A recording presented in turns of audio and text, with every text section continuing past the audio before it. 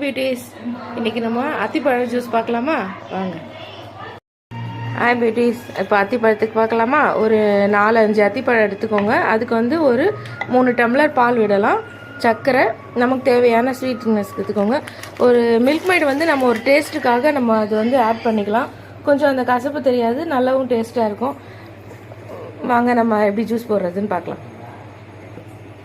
வாங்க. இது வந்து நெஸ்லே கம்பெனியோடது. இது வந்து நான் எப்பயுமே வாங்குவேன். இது வந்து நல்லா உங்களுக்கு ஒரு டேஸ்ட்னஸ் கொடுக்கும். ரொம்ப வந்து கெட்டு போகாமல் ரொம்ப நாள் வந்து நல்லா இருக்குது.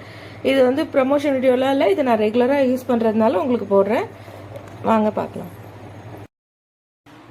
பியூட்டிஸ், போட்டாச்சி பழம் அத்திப்பழ ஜூஸ். இது வந்து ரொம்ப புரதச்சத்து இருக்குது. உங்களுக்கு வந்து இந்த புரதச்சத்துனால நமக்கு வந்து நிறைய பெனிஃபிட் கிடைக்கும். பெண்களுக்கு வந்து நமக்கு வந்து மென்சஸ் வருது பார்த்தீங்களா, அந்த வர வயிறு வலி வராது. மென்சஸ் வந்து ரெகுலராக வரும்.